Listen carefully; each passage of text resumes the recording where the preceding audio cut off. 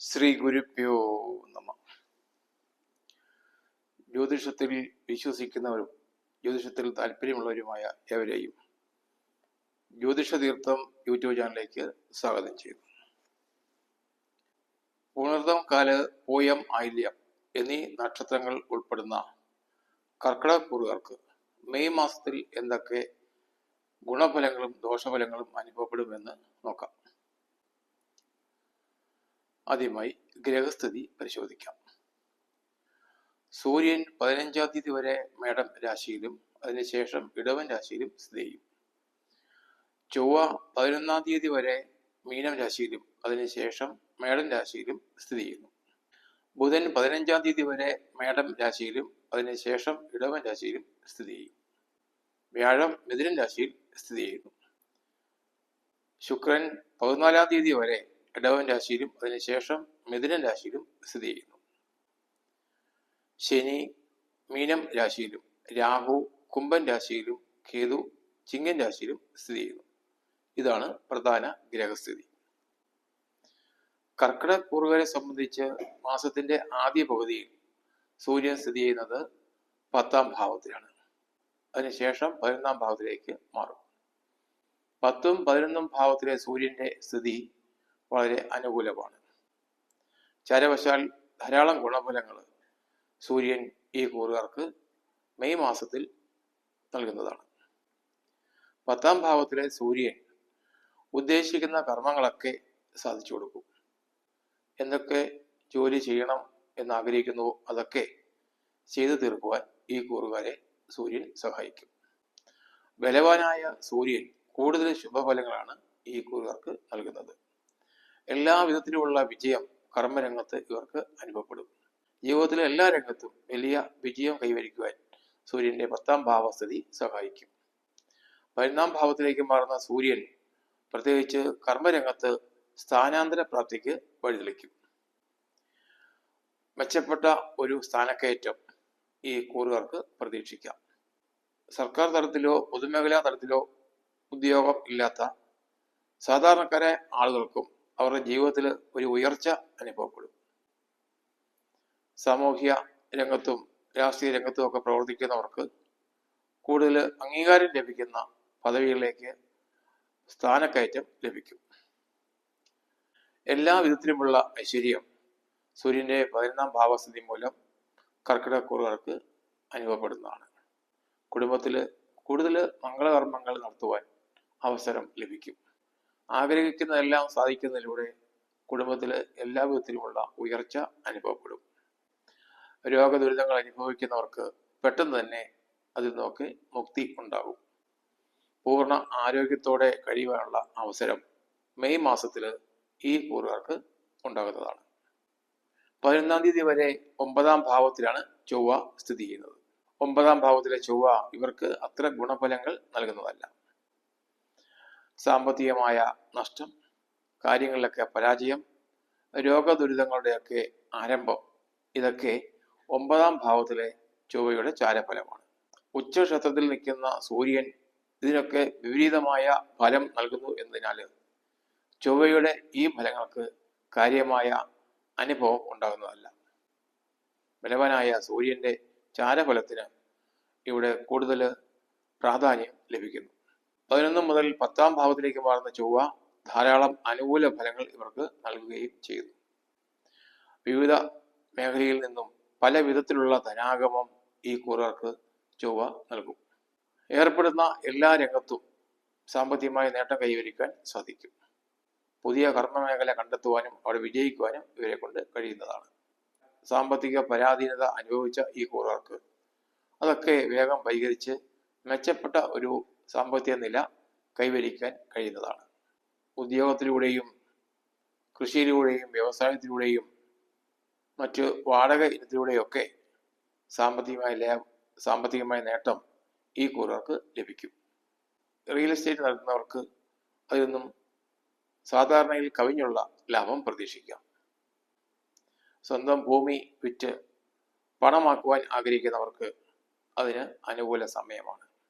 10-ാം ഭാവത്തിൽ സ്ഥിതി ചെയ്യുന്ന ചൊവ്വയും അതുപോലെ തന്നെ 10-ാം ഭാവത്തിൽ 15-ാം തീയതി വരെ സ്ഥിതി ചെയ്യുന്ന ബുധനും അതിനുശേഷം 11-ാം ഭാവത്തിലേക്ക് മാറുന്ന ബുധനും 11-ഉം 12-ഉം ഭാവത്തിൽ സ്ഥിതി ചെയ്യുന്ന ശുക്രനും ഒക്കെ വലിയ ധനലാഭമാണ് ഈ കൂറുകാർക്ക് നൽകുന്നത്. പൊതുവെ പറഞ്ഞാൽ സാമ്പത്തികമായ വലിയ ഒരു ഉന്നമനം ഈ കൂറുകാർക്ക് മെയ് മാസത്തിൽ അനുഭവപ്പെടും. മേടമാസത്തിൽ സമ്പത്തിന്റെ ഒരു കുത്തൊഴുക്ക് തന്നെ ഈ കൂറുകാർക്ക് അനുഭവപ്പെടും എന്ന് പറഞ്ഞാൽ അതിശയിക്കേണ്ടതില്ല. 15-ാം തീയതി വരെ 10-ാം ഭാവത്തിൽ സ്ഥിതി ചെയ്യുന്ന ബുധൻ ശത്രുനാശവും ധനലാഭവും അതുപോലെ എതിർലിംഗത്തിൽപ്പെട്ടവരിൽ നിന്നും കൂടുതൽ സുഖവും അനുഭവത്തിൽ വരുത്തുന്നതാണ്. 10-ാം ഭാവത്തിലെ ബുധൻ ശത്രുനാശം ഈ കൂറുകാർക്ക് ചെയ്യും. ഇതുവരെ അനുഭവപ്പെട്ടിരുന്ന ശത്രുദോഷങ്ങളൊക്കെ ഇല്ലാതാകും. ശത്രുക്കളൊക്കെ ഇവരുടെ മിത്രങ്ങളായി മാറുകയും ഇവരെ സഹായിക്കാനായി ഒപ്പം കൂടുകയും ചെയ്യും. ധനപരമായ വലിയ നേട്ടം 10-ാം ഭാവത്തിലെ ബുധനും ഈ കൂറുകാർക്ക് നൽകുന്നുണ്ട്. എല്ലാ മേഖലയിൽ നിന്നും ധനലാഭം പ്രതീക്ഷിക്കാം. അതുപോലെ എതിർലിംഗത്തിൽപ്പെട്ടവരുമായിട്ടുള്ള സുഖാനുഭവങ്ങൾ കൂടുതൽ ഈ കൂറുകാർക്ക് അനുഭവപ്പെടും. 15-ാം തീയതി മുതൽ 11-ാം ഭാവത്തിലേക്ക് മാറുന്ന ബുധനും ഇവർക്ക് വലിയ ഭാഗ്യാനുഭവങ്ങളാണ് നൽകുന്നത്. മനോഹരമായ സംസാര ശേഷി കൈവരുന്ന ഇവർക്ക് അതിലൂടെ മറ്റുള്ളവരെ വേഗം പ്രീതിപ്പെടുത്തുവാനും വശീകരിക്കുവാനും കഴിയും. ഇത് ഇവർക്ക് വലിയ നേട്ടങ്ങൾ ഉണ്ടാക്കി കൊടുക്കും. പ്രത്യേകിച്ചും കർമ്മമേഖലയിൽ മേലധികാരികളെയും സഹപ്രവർത്തകരെയും ഒക്കെ പ്രീതിപ്പെടുത്തുവാൻ ഇവരുടെ മനോഹരമായ സംസാര ശൈലി സഹായിക്കും. ബഹുവിധത്തിലുള്ള ധനലാഭവും ഈ ബുധൻ നൽകും. എല്ലാ കാര്യങ്ങളിലും വിജയം നേടിയെടുക്കുവാൻ ബുധന്റെ 11-ാം ഭാവസ്ഥിതി സഹായിക്കും.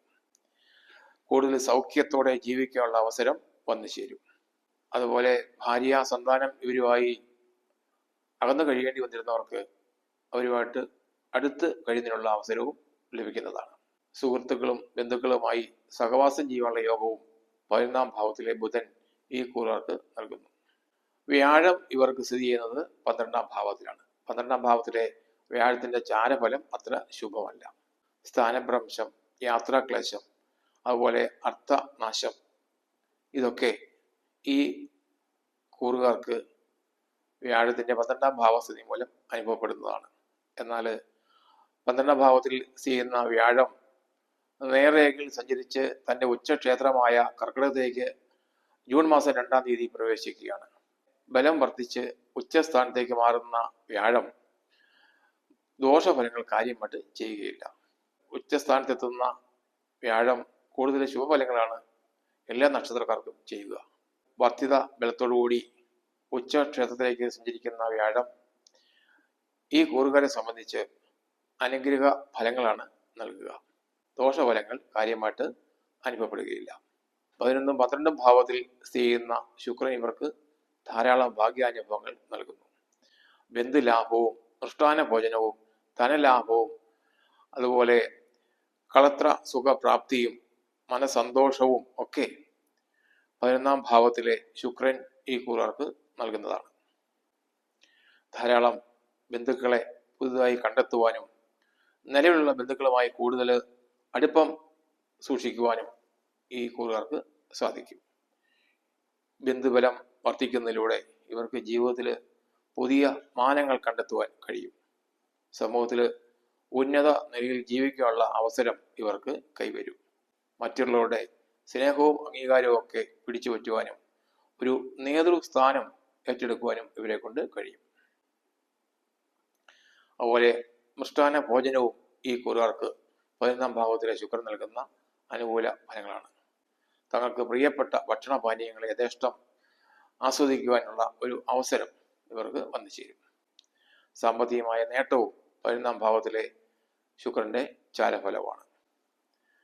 എതിർലിംഗത്തിൽപ്പെട്ടവരുമായി അടുത്ത് ഇടപഴകുവാനും അവരിൽ നിന്നും കൂടുതൽ സുഖാനുഭവങ്ങൾ ലഭിക്കുന്നതിനും ഇടയാകും. മനസ്സ് എന്നത്തേക്കാൾ ഉപരിയായി സന്തോഷിക്കും. മനപ്രയാസങ്ങളെല്ലാം വിട്ടുമാറി മനസ്സിൽ ഉന്മേഷവും സന്തോഷവും കൂടുതലായി വന്നു ചേരും. സുഗന്ധദ്രവ്യങ്ങൾ ധാരാളമായി വാങ്ങുവാനും അതൊക്കെ അനുഭവിക്കാനുമുള്ള യോഗം ഇവർക്ക് വന്നു ചേരും. 12-ാം ഭാവത്തിലേക്ക് മാറുന്ന ശുക്രനും ഇവർക്ക് അനുകൂല ഫലങ്ങളാണ് നൽകുന്നത്. ഉത്കൃഷ്ടമായ മാർഗത്തിലൂടെ ധാരാളം സാമ്പത്തിക നേട്ടം ഇവർക്ക് അനുഭവപ്പെടും.